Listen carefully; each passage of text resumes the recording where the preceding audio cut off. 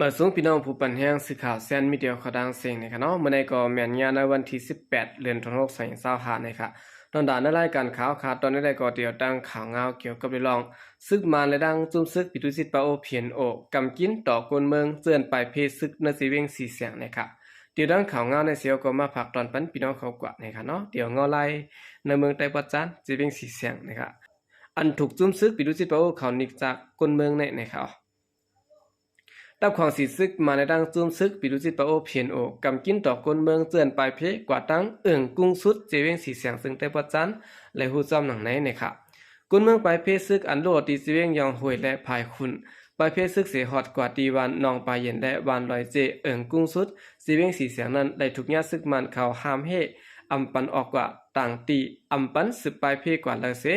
กำกินแห้งต่อถึงวันที่17เดือนธันวาคม2025มีมาครั้ง6วันยาวนะครับย้อนบ่ได้และเฮ็ดให้คนเมืองปลายเพศซึกทบตั้งหยับย้อนลองกินแย้มและนำใจตื้ออำกุมทนเสสังเสว่าเครือข่ายกว่าต่างที่ซึ่งเตไลแปดลวดกาไว้ที่นั่นเสและยิ้มลวดกวนทุ่งนั่นกว่ากาขาดยิ้มก็ซ้ำไปสูงแห้งไว้และกวนปลายเพอำสร้างเฮ็ดถือเลยสินั้นเขายังไปซี่สั่งกวนเมืองในพื้นที่ว่าห้ามใจแถมกวนปลายเพศซื้อในว่าในเสก้วยกาจอมโดยนำใจกวนเปลี่ยนกวนหนังกันนั่นเฮแลกวนเมืองในพื้นที่เขาได้ก็เลยคัดใจจอยแถมจอมหนังปองเป็นได้วันไหนค่ะเมื่อวันที่7เดือนธันวาคมนั้นก็จุ่มซึกปิดุจิตปะโอและดังซึกมันออกที่สังหากวนวานในวันตา2ในสีเวียงสีเสียงวันนองเก้และนองเฒ่าโหนับกวนอ่ำย่อมเหมาะ6เข่งก็ไปค่ายออกวันตั้งหมดในวันที่15เดือนธันวาคมเป็นวันเดือนสุดสังสือว่าค่ายออกเสตึกอยู่ไว้ในวันปนไหนซึ่งเตรียมเอาบุญพรสั่งวันไหนกวนเจือนค่ายออกวานกว่านั้นเตรียมใดกว่าอยู่ซ้อมส่วนและตีปางเศร้าก้นปลายเพศซึกเตไรกว่าอยู่เศร้าตีวัดมวยต่อวันพระผิวจีเวงสีเสียงอันจัดไว้ปานนันตีเหลียวก้วยวันนี้ค่ะ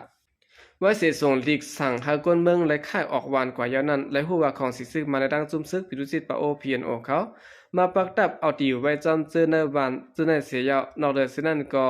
สายซึกของสีซึกมาในดังจุ่มซึกปิดุจิตปะโอเพียนโอเขาก็เข้ามาในวันอันมีผังภายออกนองภายคุณตั้งนำตั้งหลายและเฮ็ดให้ก้นวันในทุ่ง3ก้าอ่ำย่อม5วันแล้วกันค่ายไปออกกว่าตั้งหมดวันไหนครับโอเคนั่นก็เปลี่ยนเงาไล่ในคณะต่างฝ่ายจุ่มซึกปิดุจิตปะโอโฮมดังซึกมาเสร็จและนิกจากกวนเมืองในเมืองไต้ปัจจานในจีเวงสีเสียงนี่ครับ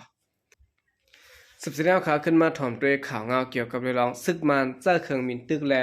เครื่องกองหลงปล่อยหมากใส่นาทีเทียนใหญ่เขากุ้มกำนะครับเมื่อในวันที่16เดือนธันวาคม2025แต่เขายามไว้วัน4:30นต่อบ่ถึงเขายาม6:30นนั้นซึกมันเจ้าเครื่องมินตึกและเครื่องกองหลงปล่อยหมากใส่นาทีซึกตางเทียนใหญ่กุ้มกำเสตึงยาเฮินเยกุนเมืองดูก่อยกว่าป้าวันนะครับ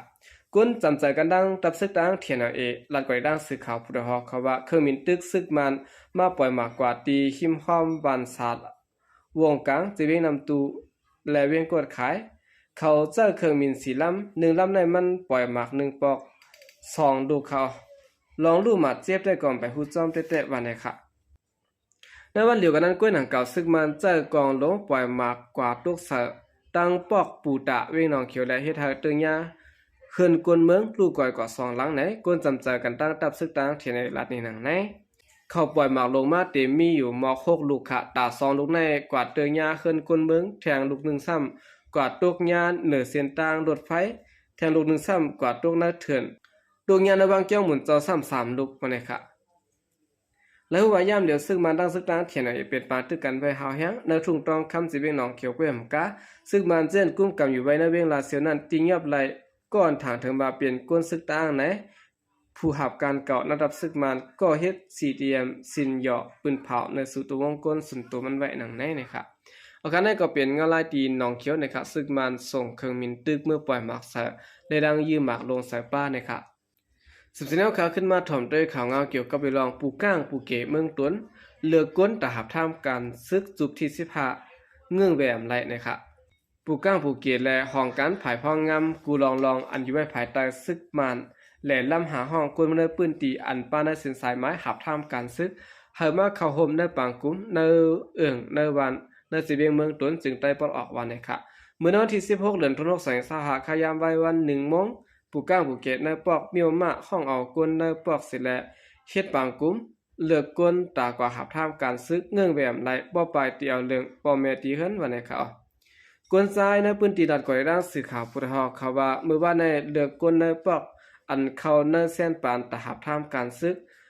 ในปอกเมียวมาในเตมีอยู่1 ปาก24ก็ค่ะนั้นป้อซึ่งมันย้อนก้นมาตีใดกว่ากำจุบค่ะเงื่องแบบไรป้อปลายเตียวเรื่องจอยตราปอแม่กุนเมืองเจือนกึดตั้งหลังก้นอันเข้าห่มปางกุมและแทงปอก1เตียวเรื่องก้นอันนำเข้าห่มปางกุมป้าวันไหนค่ะ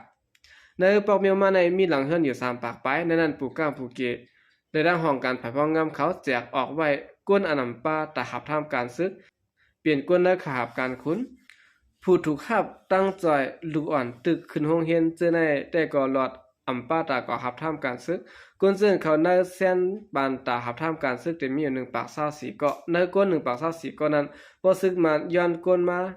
ตีไรกว่าเปลี่ยนจุบกูก็เงื่องเวอำไรนะครับ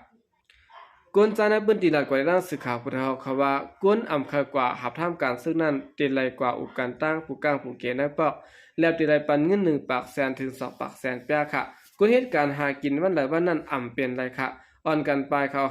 กล้วยกาเฮาคาได้ก็ตีไรกว่าตั้งไรก็ฮู้ค่ะตอเลียวในพาก็หัดออกเฮือนออกเย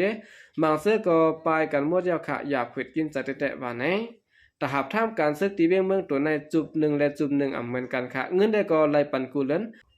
เหมือนตั้งในซึกมันติ๊กเขาปูก้างปูแก่เขาลงเก็บเงินก้นเมืองตัดสร้างก้นเฮ็ดซึก1เฮือนแหลมย่อม30,000เปียจางก้นกว่าแต้น1ก็ละไรปนำย่อม60แสนเปียกุมในปืนตีลาดนี่นะแน่